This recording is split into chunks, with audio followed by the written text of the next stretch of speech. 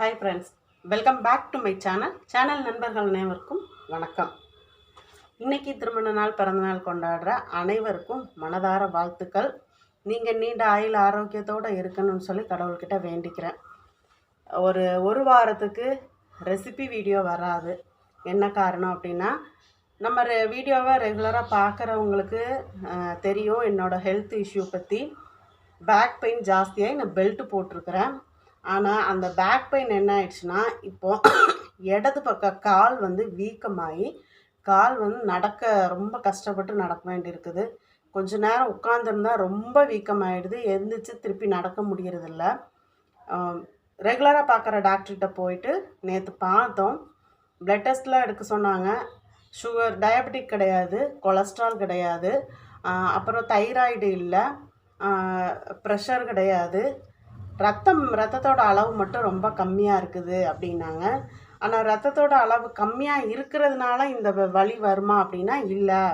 நீங்கள் ஒரு நியூரோ சர்ஜனை பார்க்குறது நல்லதுன்னு சொல்லி கேஎம்சிஹெச்சில் ஒரு நியூரோ சர்ஜனுக்கு டாக்டர் ரெக்கமெண்ட் லெட்டர் எழுதி கொடுத்தாரு. அந்த லெட்ரு கூட நான் சைடில் பின் பண்ணுறேன் பாருங்கள். அதனால் நாங்கள் என்ன பண்ணோம், நேற்று உடனே அவர் மத்தியானம் 2 மணிக்கு எழுதி கொடுத்தாரு. உடனே போய் நியூரோ சர்ஜனை பார்த்தா அவங்க எம்ஆர்ஐ நீங்கள் ஏற்கனவே எம்ஆர்ஐ எடுத்து 2 வருஷம் ஆச்சு, இப்போ என்ன கண்டிஷனுங்கிறத பார்க்கணும், அதனால் எம்ஆர்ஐ நீங்கள் எடுத்தே ஆகணும் அப்படின்னு சொல்லிட்டாங்க. எம்ஆர்ஐ எடுக்கிறதுக்கு கேஎம்சிஹெச்சில் பார்த்திங்கன்னா 10,300 நான் அதோட அந்த பில்லும் நான் பில் காப்பியும் உங்களுக்கு நான் ஜாயின் பண்ணுறேன். இந்த சைடில் பாருங்கள். அந்த எம்ஆர்ஐ ஸ்கேனுக்கு 10,300. அது தெளிவாக இல்லை. எடுக்கும்போது நமக்கு தெளிவாக இல்லை அப்படின்னா 4,500 ஒரு இன்ஜெக்ஷன் போட்டு தான் நாங்கள் எடுப்போம் அப்படின்னு சொல்லி அது தனியாக அமௌண்ட்டு கட்டணும். ஓகேன்னு சொல்லிவிட்டு நாங்கள் அப்பாயின்மெண்ட் போட்டு 1000 ரூபா மட்டும் அட்வான்ஸ் கட்டிட்டு வந்துட்டோம். அப்புறம் ஒரு பிசியோதெரபிஸ்ட்டை போய் கன்சல்ட் பண்ண சொன்னாங்க. அவரே போய் கன்சல்ட் பண்ணிவிட்டு வந்தாச்சு. இனி எம்ஆர்ஐ ஸ்கேன் பார்த்துட்டு நமக்கு டேப்லெட்லேயே நம்மளோட பெயின் அந்த நரம்பை சரி பண்ண முடியுமா அல்லது சர்ஜரி தான் போகணுமாங்கிறத டாக்டர் இனிமேல் தாங்க சொல்லுவார். என்னை பொறுத்த வரைக்கும் எனக்கு சர்ஜரி இல்லாமல் நார்மலாக டேப்லெட்லேயே எனக்கு குணமாயிடணும். என்ன காரணம் அப்படின்னா, வீட்டு சூழ்நிலை அப்படி. வீட்டில் நான் சமையல் பண்ணி பிள்ளைங்களுக்கு கொடுக்கணும். எல்லாம் ஸ்கூல் போகிறாங்க, காலேஜ் போகிறாங்க. அவங்களுக்கு நம்மளால் அவங்களுக்கு ப்ரெஷர் ஜாஸ்தி ஆகக்கூடாது. ஏன்னா ஸ்கூலில் நிறைய படிக்கிறதுக்கு இருக்குது. காலேஜ் பார்த்திங்கன்னா இங்கேருந்து ஒரு 2 பஸ் மாறி அங்கேருந்து 1 கிலோமீட்டர் நடந்து உள்ளே போகிறாங்க பொண்ணு. டெய்லி அதே மாதிரி தான் 2 பஸ் மாறி வீட்டுக்கு வர்றாங்க. படிக்க வேண்டி இருக்குது. அடுத்தது இன்டர்ன்ஷிப்புக்கு வேறு இடம் போக வேண்டி இருக்குது. இதெல்லாம் பார்க்குறப்போ அவங்களுக்கு நம்மளால் ப்ரெஷர் ஏறக்கூடாது அப்படின்னு எனக்கு ஒரு மைண்ட் செட்டு. என்னால் பெயின் தாங்க முடியறதில்ல. ஆனாலும் வேலை பார்க்கணும். குழந்தைங்க போக மேலே குட்டிங்க வேறு, நாய்க்குட்டிங்களை வேறு வாங்கி வச்சுட்டேன். இப்போ அதுகளையும் வேறு பார்க்கணும். இதெல்லாம் இருக்கிறதுனால ரொம்பவே ஒரு ஸ்ட்ரெஸ்ஸாக போயிட்டுருக்குது. நான் தொடர்ந்து ஹாஸ்பிட்டல் போயிட்டு என்ன சொல்கிறாங்கங்கிறது உங்களோட ஷேர் பண்ணேன். ஹாஸ்பிட்டல் போயிட்டு வந்துட்டு மேலே போய் குட்டிங்க என்ன பண்ணுறாங்கன்னு பார்க்கலாம் அப்படின்ட்டு போனேன். மேகம் நல்ல கும்மு இருட்டுன்னு இருக்குது. லைட்டாக சாரல் மட்டும் வீசிட்டு இருக்குதுங்க. கோயம்புத்தூரில் ஜூன் ஜூலைனாலே கேரளா மழை தொடங்கிருச்சுன்னா இந்த பாலக்காடு மெயின் ரோடெல்லாம் இந்த சிலுன்னு ஒரு காற்று வர ஆரம்பிச்சிடும். இப்போ பார்த்திங்கன்னா இந்த சாரலுக்கும் கொஞ்சம் மழை தூறல் வருது. இதுக்கெல்லாம் பைரவாவை கொஞ்சம் கட்டி தான் வச்சுருக்கோம். பைரவா பண்ணியிருக்க வேலை பாருங்கள். பேப்பர் எடுத்து கிழிச்சு போடுறான், ரொம்ப சேட்டை பண்ணுறான். என்ன கிடச்சாலும் சரி எடுத்துகிட்டு பிச்சு போடுறான். இப்போ என்ன பண்ணிகிட்ருக்கான்னு பார்க்கலாம் வாங்க. நான் வேறு ஹாஸ்பிட்டல் போயிடுறேன்னா, அதனால் இவனை கொஞ்சம் கட்டி வச்சா கொஞ்சம் இதாக இருக்கும் அப்படின்னு சொல்லி கட்டி வச்சுட்டு போனேன். ஏன்னா கீழெல்லாம் பார்த்திங்கன்னா உச்சா போய் பாத்ரூம் போய் வச்சிடுறான். சொன்னாலும் கேட்க மாட்டேங்கிறான். என்னால் வேற ரொம்ப அந்த முதுகு வலினால் வெயிட் எதுவுமே தூக்க முடியல. டாக்டர் அடிக்கடி சொல்கிற ஒரு விஷயம், வெயிட் தூக்காதீங்க, குனிஞ்சு எந்த வேலையும் செய்யாதீங்கன்னு சொல்கிறாங்க. ஆனால் பிள்ளைங்களை வளர்க்குறது போக இந்த குட்டிங்களையும் சேர்த்து நம்ம வளர்க்கணுங்கும்போது எந்த வேலை செய்யாமல் இருக்க முடியும்? அதனால் வேலை செஞ்சு தான் ஆகணும். இந்த பிரம்ம கமலம் நைட்டு பூத்துடும். நல்லா பூக்கிறதுக்கு ரெடி ஆயிடுச்சு. இந்த செடி நான் அந்த ஃப்ரிட்ஜு பாக்ஸில் 2 செடி வச்சுருந்தேங்க. பைரவா 2 செடியும் பிடுங்கி தூர போட்டுட்டான். மதியானம் கொஞ்சம் நல்ல மழை பெஞ்சு வெறிச்சதுனால தரையெல்லாம் நல்லா காஞ்சிருக்குது. உண்மையிலே சொல்லப்போனால் குட்டிங்க வாங்கும்போது ரொம்ப யோசித்து வாங்குங்க. உங்களால் முடியுமா? பிள்ளைங்க பேச்சை கேட்டு நீங்கள் குட்டிங்க வாங்குனீங்க அப்படின்னா உங்களுக்கு ஒரு ஹெல்த் இஷ்யூன்னு சொன்னால் நீங்கள் அதையும் சமாளித்து குட்டிங்களையும் வளர்த்து தான் ஆகணும். என்னை பொறுத்த வரைக்கும் எனக்கு என்ன பிரச்சனை வந்தாலும் குட்டிங்களை தெருவில் விட மாட்டேன். முடிஞ்ச அளவுக்கு குட்டிங்களை நான் சாப்பாடு கொடுத்து அதை நான் ஆரோக்கியமாக அதுகளுக்கு செய்ய வேண்டிய பணிவிடையை நான் செஞ்சே தீருவேங்க. அதில் நான் உறுதியாக இருக்கிறேன். இன்றைக்கி பார்த்தீங்கன்னா சாம்பார் வாழைத்தண்டு பொரியல் பண்ணியிருந்தேன். அது ரெண்டுமே சாயங்காலம் வாழைத்தண்டு பொரியலையும் ஒன்றா போட்டு சாம்பார் சூடு பண்ணிட்டேன். முருங்கைக்காய் கத்திரிக்காய் போட்டு சாம்பார் பண்ணியிருந்தேன். அதோடய அந்த தண்டு கொஞ்சம் இருந்துச்சு, அதையும் சேர்த்து சாயங்காலம் சூடு பண்ணிவிட்டு சோறு பாருங்கள் அப்படியே இருக்குது. ஏன்னா சைவம்னா பிள்ளைங்களுக்கு அப்படித்தான். தக்காளி சட்னி அரைச்சிருக்கிறேன். இதெல்லாம் எனக்கு வேண்டாம், எனக்கு உருளைக்கிழங்கு போட்டு வெள்ளை குருமா செய் அப்படின்னு வீட்டில் சொல்லிட்டாரு. வேறு வழி இல்லை, என்ன பண்ணுறதுன்னு சொல்லிட்டு எல்லாமே ரெடி பண்ணிவிட்டு வெறும் உருளைக்கிழங்கு போட்டு இந்த வெள்ளை குருமா பண்ணலாம் அப்படின்னு சொல்லி ரெடி பண்ணி எடுத்து வச்சுருக்குறேங்க. சில நேரங்களில் நமக்கு உடம்பு சரியில்லை, அளவுக்கு மீறி நம்மளை கையில் இருக்கிற காசெல்லாம் செலவாகும்போது ஆண்களோட மனநிலைமை அப்படி தான் இருக்கும்.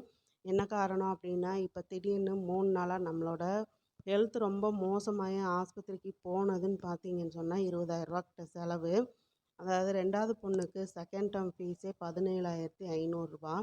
அதை கட்டுறதுக்காக வச்சுருந்த பணத்தை எடுத்தாச்சு. அப்போ என்ன பண்ணுவாங்க அவங்க, அடுத்தால நம்ம எப்படி அந்த பணம் ரெடி பண்ணணும், இன்னும் 1 மாதம்தான் இருக்குது செகண்ட் டேர்ம் கட்டுறதுக்குன்னு சொல்லி அந்த டென்ஷன்லேயே பார்த்தீங்கன்னா நம்ம மேலே கொஞ்சம் எரிச்சலோ அல்ல முகத்தை திருப்பிக்கிறதோ, நம்ம ஏதாவது கேட்டால் பதில் பேசாமல் அமைதியாக இருக்கிறதோ, இந்த மாதிரியெல்லாம் இருக்கத்தான் செய்யும். எல்லாத்தையுமே அட்ஜஸ்ட் பண்ணி போகிறது தாங்க வாழ்க்கை. ஆனால் என்ன பண்ணுறது, சூழ்நிலை அப்படி ஆயிடுச்சு.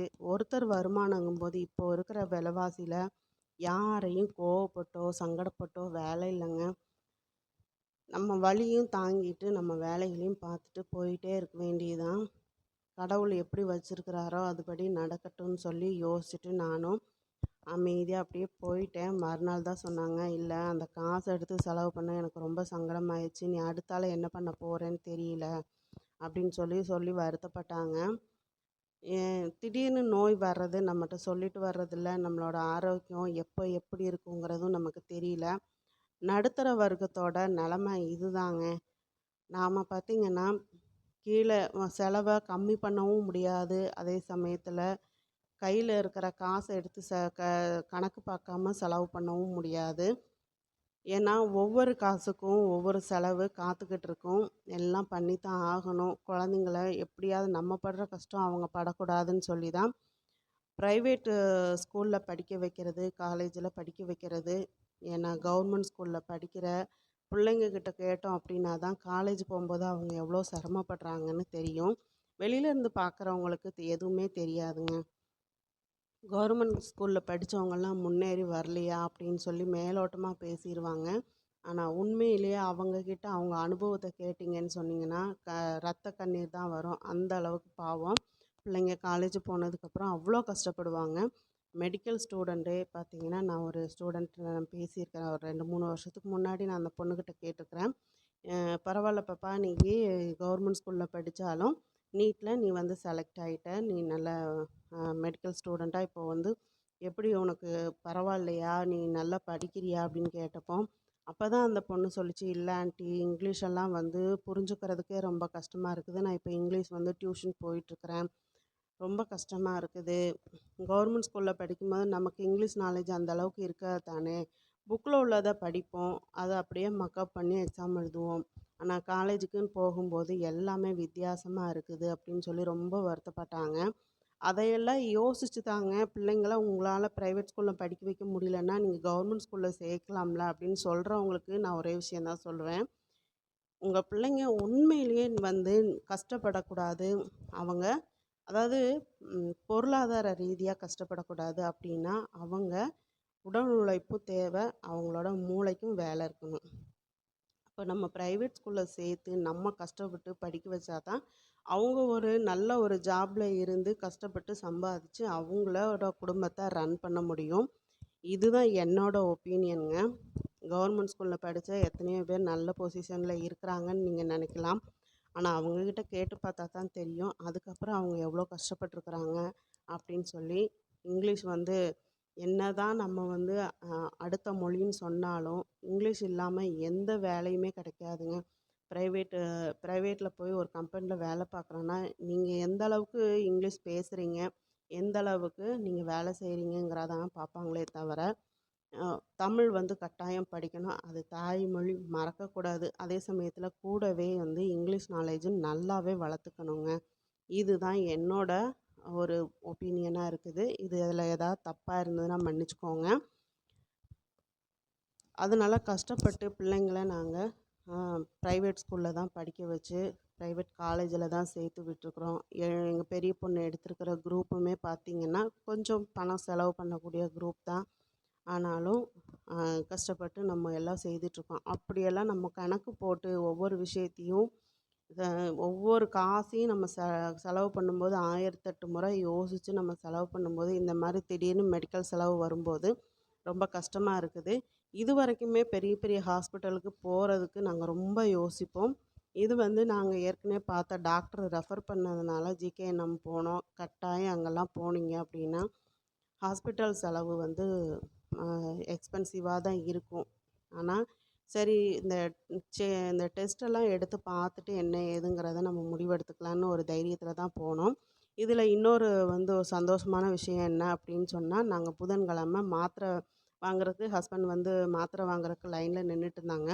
அப்போ என் ஹஸ்பண்டுக்கு முன்னாடி ஒரு லேடி வந்து மாத்திரை வாங்கிட்டு நான் வந்து உட்காந்துருந்தேன். என்கிட்ட வேகமாக வந்து கேட்டாங்க, நீங்கள் யூடியூப் சேனல் வச்சுருக்கிறீங்க தானே, உங்களோட நான் ரெசிபியெல்லாம் ட்ரை பண்ணியிருக்கேன், ரொம்ப நல்லா இருக்குது அப்படின்னு என்கிட்ட வந்து பேசினாங்க. உங்கள் ஊர் என்னன்னு கேட்டேன். திருச்செங்கோடு அப்படின்னாங்க. அவங்களுமே ஏதோ ஒரு எமர்ஜென்சியில் மாத்திரை வாங்கிட்டு என்கிட்ட அவசர அவசரமாக பேசிட்டு வேக வேகமாக ஓடினாங்க. அவங்களுக்குமே ஒரு நிமிஷம் நின்று பேசுகிறதுக்கு டைம் இல்லை. அந்தளவுக்கு அந்த அந்த ஒரு அவசர சூழ்நிலையிலையும் என்கிட்ட வந்து பேசினது எனக்கு ரொம்ப சந்தோஷமாக இருந்துச்சு. இதுதாங்க முதல் முறையாக ஒருத்தங்க வந்து நீங்கள் யூடியூபர் தானே, உங்களோட ரெசிபியை நான் ட்ரை பண்ணியிருக்கிறேன், ரொம்ப நல்லா இருக்குது அப்படின்னு சொன்னது. இதுதான் முதல் தடவை. நம்மளோட வலி வேதனைலாம் ஒரு செகண்ட் அப்படியே பறந்து ஆகாயத்தில் மிதந்த மாதிரி ஒரு சந்தோஷமாக இருந்துச்சு. அந்த அளவுக்கு எனக்கு ரொம்பவே சந்தோஷமாக இருந்தது அவங்க வந்து பேசுனது. இப்போ பார்த்தீங்கன்னா ரொட்டியும் அந்த பக்கம் கல்லில் போட்டுட்டேன். அது ஒரு பக்கம் லோ ஃப்ளேமில் அது பாட்டுக்கு ரொட்டி வெந்துட்டுருக்கும். அதுக்குள்ளே இங்கே குருமாவும் ரெடி ஆகிடும். இப்படி நம்ம பழக்குனது நம்மளோட தப்பு தானே. அதாவது கேட்டதெல்லாம் செஞ்சு கொடுத்து பழக்குனது நம்மளோட இதுதான். வேறு வழி இல்லை. அப்புறம் நம்ம திடீர்னு மாட்டேன் அப்படின்னு சொன்னால் சாப்பிடாம இருந்தால் நமக்கு சங்கடமாக இருக்கும். அதனால் சரி ஓகே, பிள்ளைங்களுக்கு சாம்பார் சட்னி வச்சு கொடுத்துட்டு ஹஸ்பண்டுக்கு மட்டும் இந்த குருமா பண்ணியாச்சு. ரொம்ப ஈஸியாக செய்யக்கூடியது தான். ஆனால் ஒரு சில நேரங்களில் நமக்கு ஹெல்த் இஷ்யூ இருக்கிற நேரம் எனக்கு இதுதான் வேணும்னு கேட்குறப்போ மன ரீதியாக சங்கடமாக இருக்கும். அதெல்லாம் வெளிக்காட்ட மாட்டோங்க. உங்கள் வீட்டில் உங்கள் அம்மாவோ இல்லை உங்கள் ஒய்ஃபோ வந்து உடம்பு சரியில்லாமல் இருக்கும்போது இந்த மாதிரி நீங்கள் கேட்டிருக்கிறீங்களா? எனக்கு இந்த சாப்பாடு வேண்டாம், இதை செஞ்சு கொடுன்னு நீங்கள் கேட்டிருக்கிறீங்களா? அப்படிங்கிறத நீங்கள் கமெண்ட் பாக்ஸில் கமெண்ட் பண்ணுங்கள். யூடியூப் சேனல் வந்து 2 வருஷம் ஆச்சு ஆரம்பித்து, எந்த ஒரு வருமானமும் இல்லைங்கிறதும் ஒரு சங்கடம் தான். நமக்கு வருமானம் இருந்துச்சு அப்படின்னு சொன்னால் நம்ம யாரையும் எதிர்பார்க்க வேண்டியதில்லை. இதுதான் பெண்கள் கையில் வருமானம் இருக்கணும்னு சொல்கிறது. பூ பாருங்கள், நைட்டு 9 மணிக்கு பூத்துருச்சு. பொண்ணை கூட்டிகிட்டு வந்து இந்த பூவை பறித்து சாமிக்கு வச்சாச்சு.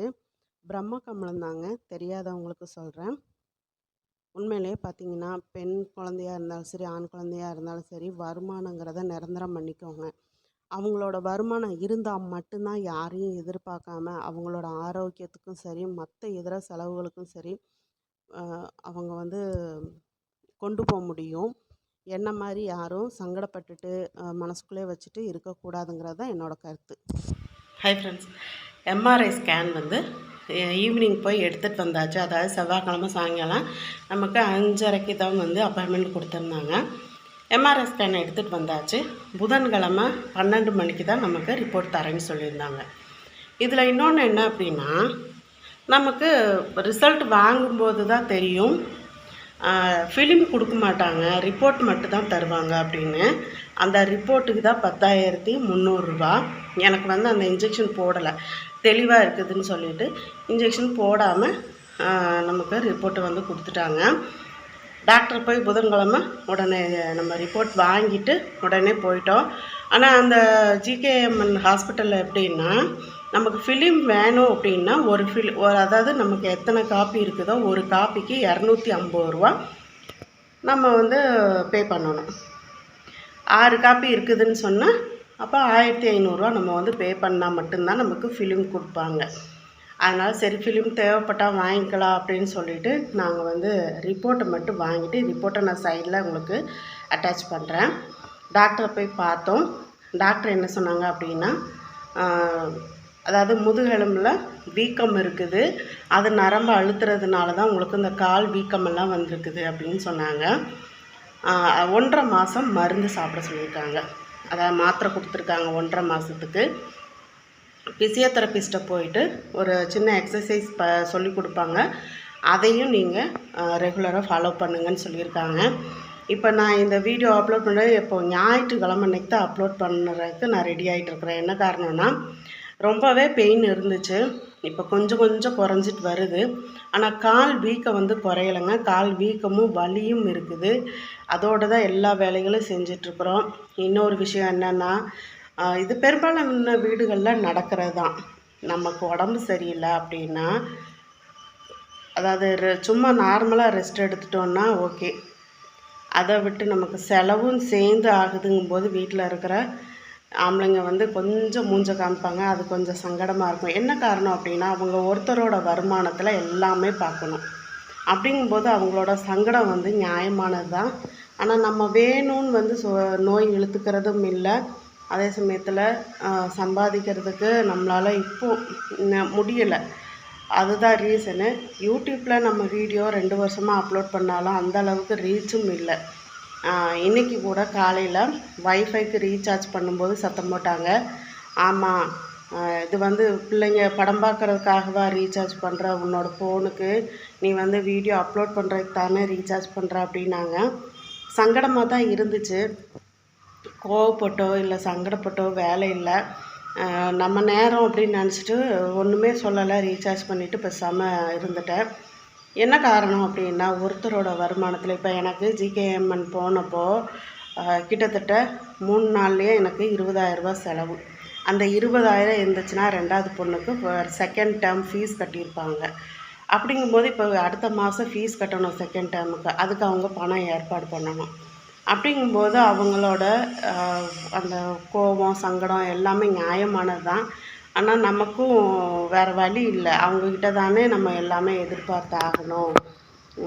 ரொம்பவே எனக்கும் கொஞ்சம் சங்கடமாக தான் இருந்துச்சு. நம்ம உடலோட வலி ஒரு பக்கம், மன வலி ஒரு பக்கம், எல்லாம் சேர்ந்து ஒரு சங்கடத்தை கொடுத்தது. பார்க்கல எந்த அளவுக்கு இனிமேல் வீடியோ அப்லோட் பண்ணுவேன்னு எனக்கு தெரியலை. ஏன்னா இப்போ இப்படி ஏதாவது சொல்லும்போது நமக்கு ஒரு மாதிரி சங்கடமாக இருக்கும்.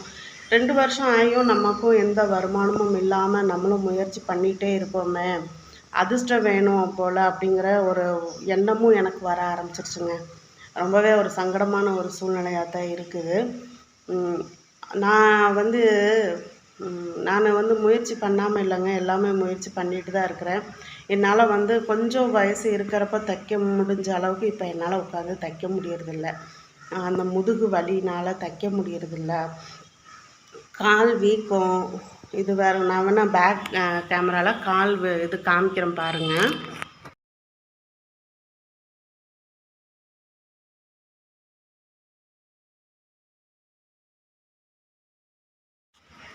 இதுதாங்க பிரச்சனை.